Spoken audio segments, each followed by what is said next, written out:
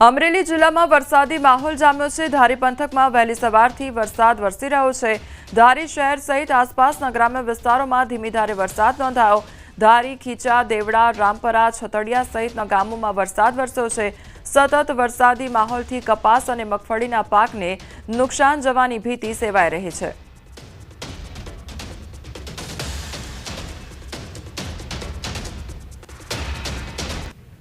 આગામી 2 દિવસ સૌરાષ્ટ્રના કેટલાક વિસ્તારોમાં ભારે વરસાદની આગાહી કરવામાં આવી છે। ત્યારે સૌરાષ્ટ્રના વિસ્તારોમાં વરસાદી માહોલ છવાયો છે। ગીર સોમનાથ, જૂનાગઢ અને રાજકોટ જિલ્લામાં વરસાદી ઝાપટા પડ્યા છે। ખાસ કરીને રાજકોટના ઉપલેટાના ગ્રામ્ય વિસ્તારોમાં ધોધમાર વરસાદ ખાબકતા ખેડૂતોના પાકને નુકસાન થાય તેવી ભીતિ પણ સેવાઈ રહી છે।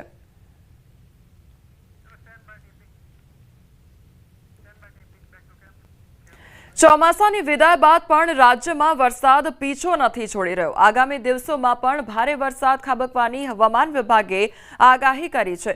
સૌરાષ્ટ્ર કચ્છમાં 2 દિવસ ભારે વરસાદની આગાહી કરવામાં આવી છે। આગામી 48 કલાક સૌરાષ્ટ્ર કચ્છમાં ભારે વરસાદની આગાહી, તો રાજકોટ, જૂનાગઢ, દ્વારકામાં ભારે વરસાદની આગાહી। 5 દિવસ દરિયો ન ખેડવા માછીમારોને સૂચના અપાઈ। અમદાવાદમાં સામાન્ય વરસાદની આગાહી કરવામાં આવી છે।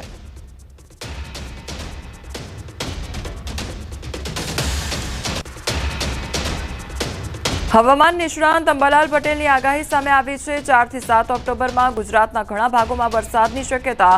દરિયામાં લો પ્રેશર અથવા તોફાન બની શકે છે। ત્યારે આ સિસ્ટમ ઓમાન તરફ જવાની શક્યતા। પશ્ચિમી વિક્ષેપના કારણે ઉપસાગરમાં બીજી સિસ્ટમ બનશે। કેટલાક ભાગોમાં મુશળધાર વરસાદ પણ પડી શકે છે। સિસ્ટમ બની હતી તે સિસ્ટમ ધીરે ધીરે દરિયામાં સરકાઈ જશે અને ત્યાં તોફાન બનવાની શક્યતા રહેશે। જો કે તોફાન હળવા પ્રકારનું હશે, કદાચ એ મજબૂત બનીને ઓમાન તરફ જવાની શક્યતા રહે, પરંતુ હજુ પણ લગભગ પશ્ચિમ સૌરાષ્ટ્રના ભાગોમાં વરસાદ થવાની શક્યતા રહેશે। સૌરાષ્ટ્રના અન્ય ભાગોમાં વરસાદ થવાની શક્યતા રહેશે અને હજુ કોઈ દક્ષિણ ગુજરાતના ભાગોમાં પણ વરસાદ થવાની શક્યતા રહેશે। રાજ્યના છૂટાછવાયા ભાગોમાં કંઈક હળવા વરસાદી છાંટા કે ક્યાંક વરસાદ થઈ શકવાની શક્યતા રહે, પણ ઉલ્લેખનીય છે કે બંગાળ ઉપસાગરમાં બીજી લગભગ ઓક્ટોબરમાં એક મજબૂત સિસ્ટમ બની રહી છે અને આ સિસ્ટમ લગભગ 4 ઓક્ટોબરથી 7 ઓક્ટોબર વચ્ચે ફરી પુનઃ ગુજરાત તરફ આવવાની શક્યતા રહેશે। જોકે તેનો માર્ગ દેશના ઉત્તરીય પૂર્વીય ભાગોમાં રહેશે, પરંતુ એક વેસ્ટર્ન ડિસ્ટર્બન્સ આવશે એ પશ્ચિમ વિક્ષોભની અસરના કારણે, અને આ સિસ્ટમના કારણે ગુજરાતના ઘણા ભાગોમાં વરસાદ થવાની શક્યતા રહેશે। 10 ઓક્ટોબરથી 13 ઓક્ટોબર હવામાનમાં પલટો આવી શકે છે। 18 ઓક્ટોબરથી 27 ઓક્ટોબર વચ્ચે માવઠા જેવી સ્થિતિ પણ સર્જાઈ શકે છે। ત્યારે 18 નવેમ્બર બાદ બંગાળના ઉપસાગરમાં વાવાઝોડું રહેશે। 22 ડિસેમ્બર બાદ ગાત્રો થીજવતી ઠંડી પડવાના સંકેત છે। ઉત્તરાયણ પછી ઠંડીનો ચમકારો આવી શકે છે તેવું પણ કહેવાયું છે। નવેમ્બરની શરૂઆતમાં દક્ષિણ ભારતમાં ભારેથી અતિભારે વરસાદ થવાની શક્યતા હતા પુનઃ ગુજરાતના હવામાનમાં પલટો આપી શકે અને વાદળવાયુ કે વરસાદની સ્થિતિ, ક્યાંક માવઠાની સ્થિતિ થઈ શકે। આ ઉપરાંત 18મી નવેમ્બર બાદ બંગાળ ઉપસાગરમાં ખતરનાક વાવાઝોડા બનવાની શક્યતા રહેશે, જેના કારણે લગભગ 18 નવેમ્બરથી ડિસેમ્બરની શરૂઆત સુધીમાં પુનઃ ગુજરાતનું વાતાવરણ પ્રભાવિત થઈ શકે। બનાસકાંઠા જિલ્લામાંથી વિભાજિત થઈને વાવ થરાદ ગુજરાતનો 34મો જિલ્લો સત્તાવાર રીતે અસ્તિત્વમાં આવશે।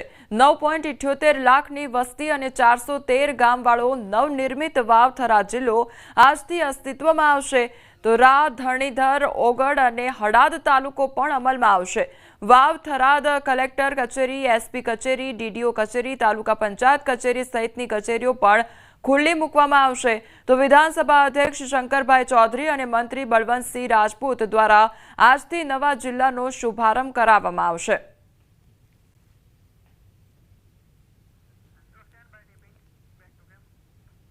રાજ્ય સરકાર દ્વારા નવા 17 તાલુકાની જાહેરાત કરવામાં આવી છે, જેમાં ખેડા જિલ્લામાં વાઘવેલ તાલુકાનો પણ સમાવેશ થાય છે। આ નવા તાલુકામાં કપડવંજ અને કઠલાલ તાલુકાના 37 જેટલા ગામોનો સમાવેશ કરવામાં આવ્યો છે. તાલુકો કાર્યરત થતા આ વિસ્તારના વહીવટી કાર્યો સરળ બનશે અને વિકાસને નવો વેગ મળશે. ત્યારે ફાગવેલ ખાતે જનસભા અને પત્રકાર પરિષદ યોજાઈ. તો આ પ્રસંગે ધારાસભ્ય માનસિંહ ચૌહાણ, સાંસદ દેવુસિંહ ચૌહાણ સહિતના આગેવાનો ઉપસ્થિત રહ્યા હતા અને મોટી સંખ્યામાં ગ્રામજનોએ ઉમળકાભેર સ્વાગત પણ કર્યું હતું. ખેડાના સાંસદ દેવુસિંહ ચૌહાણે જણાવ્યું હતું કે આ ભૂમિ વીર ભાથીજી મહારાજની આસ્થાની ભૂમિ છે. રાજ્ય સરકારે સ્થાનિક જનતાની લાગણી મુજબ ફાગવેલને તાલુકાનો દરજ્જો આપ્યો છે અને આવનારા દિવસોમાં સરકારી કચેરીઓ કાર્યરત થશે.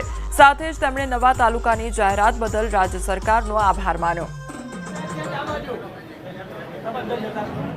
ફાગવેલને તાલુકાનો દરજ્જો આપ્યો છે ત્યારે કઠલાલ તાલુકાના જે પૂર્વ વિસ્તારના ગામડાઓ હતા, કપડવંજ તાલુકાના પૂર્વ વિસ્તારના જે અંતરિયાળ ગામડાઓ હતા, એ ગામડાઓનો આવનારા સમયે અવિરતપણે વિકાસ થવાનો છે. અહીંથી જે કોઈ ગયા હશે મુખ્યમંત્રીશ્રીએ અને સંગઠને ખૂબ જ એમને સાંભળ્યા છે ને એ રીતે અહીંનો ઇતિહાસ, અહીંની આસ્થા એમણે પૂરી સમજી છે ને એ રીતે ફાગવેલને તાલુકો જાહેર કર્યો છે. ત્યારે એનો આપણને ખૂબ આનંદ છે.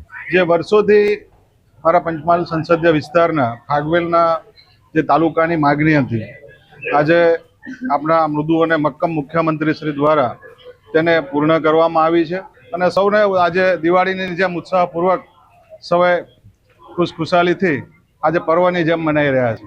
આ પ્રસંગે હું આપના મુખ્યમંત્રી શ્રી અને યશસ્વી પ્રધાનમંત્રી શ્રી નરેન્દ્રભાઈ મોદી સાહેબનો ખૂબ ખૂબ આભાર માનું છું. આપણે જાણીએ છીએ કે કઠલાલ તાલુકા અને કપડવંજ તાલુકાના કેટલાક ગામો સાથે મળીને જ્યારે હવે ફાગવેલમાં સમાવેશ થવાના છે, ત્યારે જે ઇન્ફ્રાસ્ટ્રક્ચર, જે માળખાકીય સગવડો એ આ તાલુકા માટે નવીન તાલુકા પંચાયતનું મકાન હોય, મામલતદાર ઓફિસ હોય, નવીન પોલીસ સ્ટેશન હોય અથવા તો ન્યાયાલયની પણ તાલુકા કક્ષાએ સગવડો ઊભી કરવાની હોય, આ બધી જ થશે.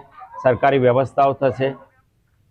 આજે દશેરાનો મહાપર્વ, અસત્ય પર સત્યની વિજયનો દિવસ. ત્યારે ગૃહ રાજ્યમંત્રી હર્ષ સંઘવીએ પણ શસ્ત્ર પૂજન કર્યું. શસ્ત્ર પૂજન કરવામાં આવતું હોય. આજે સુરત શહેર પોલીસ દ્વારા આયોજિત શસ્ત્ર પૂજનના આ પૂજામાં ભાગ લીધો અને આપણે જોયું કે વર્ષો જૂના શસ્ત્રથી લઈને આજના જમાનાના એટલે કે નવા લેટેસ્ટ ટેકનોલોજીના તમામ સાધનો જોડે સહજ એ ગુજરાત પોલીસના તમામ શસ્ત્રો અહીંયા નજરે પડે.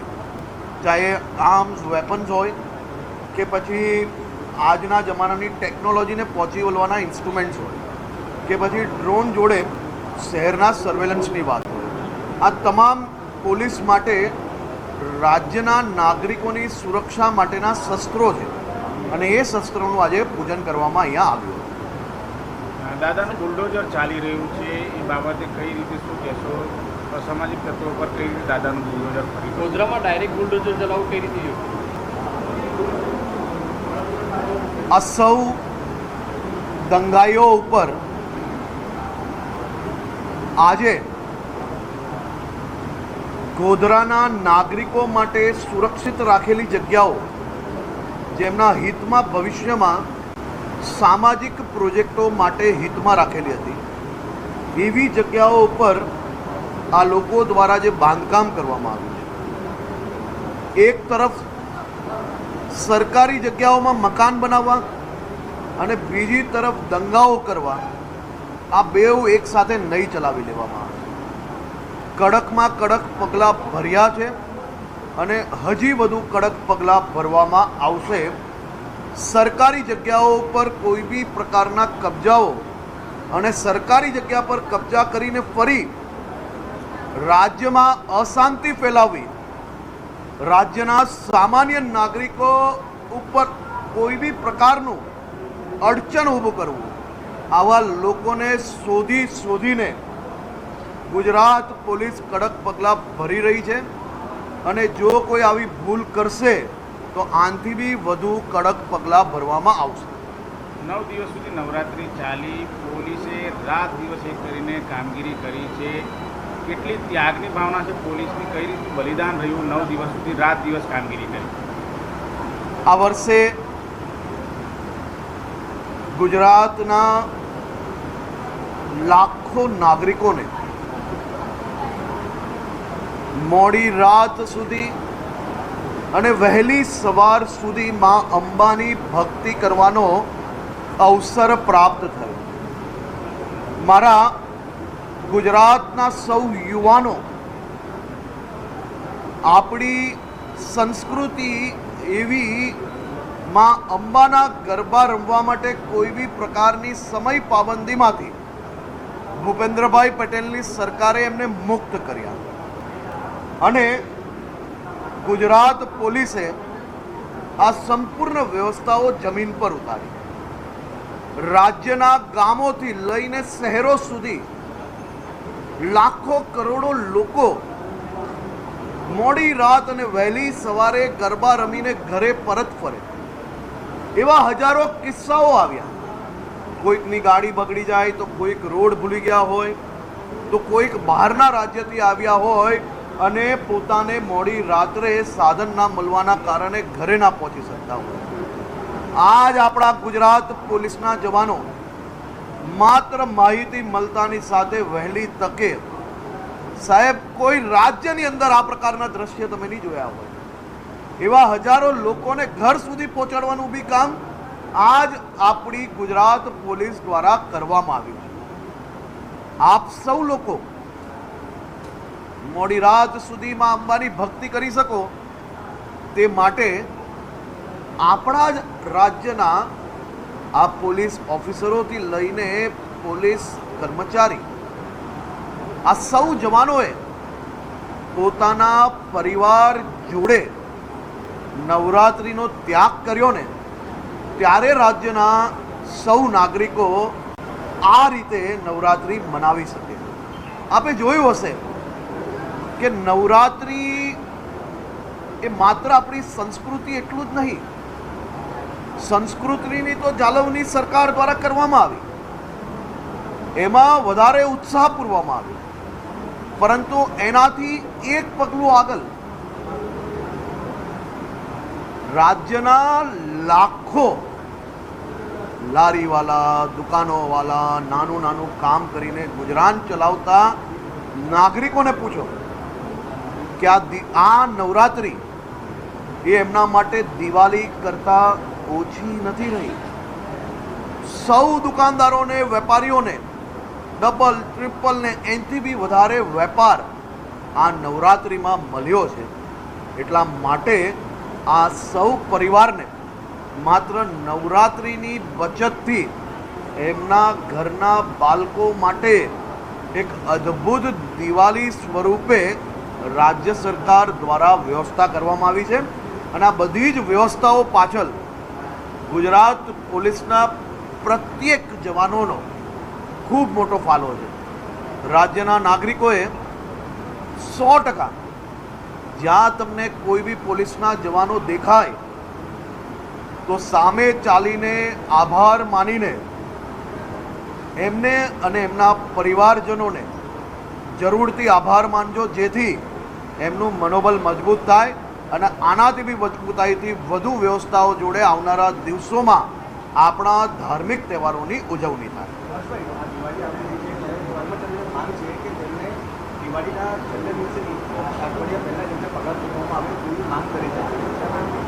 એમાં કંઈ ખોટું નથી, એમાં કંઈ ખોટું નથી. પરિવારજન છે તો અમે વાત કરીને જે કંઈ મદદ કરવાની હશે કરશો, કોઈ ચિંતાનો વિષય નહીં.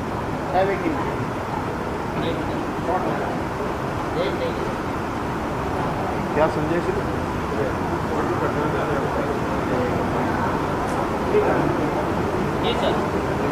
अधर्म के सामने धर्म के विजय के प्रतीक दशहरा की आप सबको बहुत बहुत शुभकामनाएं. भगवान श्री તો ગૃહ રાજ્યમંત્રી હર્ષ સંઘવી દ્વારા આજે શસ્ત્ર પૂજન કરવામાં આવ્યું અને રાજ્યભરમાં એક તરફ દશેરાની ઉજવણી થઈ રહી છે ત્યારે ગૃહ રાજ્યમંત્રી દ્વારા પણ શસ્ત્ર પૂજન કરવામાં આવ્યું. બીજી તરફ જે દેશની સુરક્ષાની વાત છે તેના વિશે પણ તેમના દ્વારા વાત કરવામાં આવી. જે અસામાજિક તત્વો છે તેમના પર કડકમાં કડક કાર્યવાહી કરવામાં આવશે તે અંગે પણ ગૃહ રાજ્યમંત્રી દ્વારા વાત કરવામાં આવી.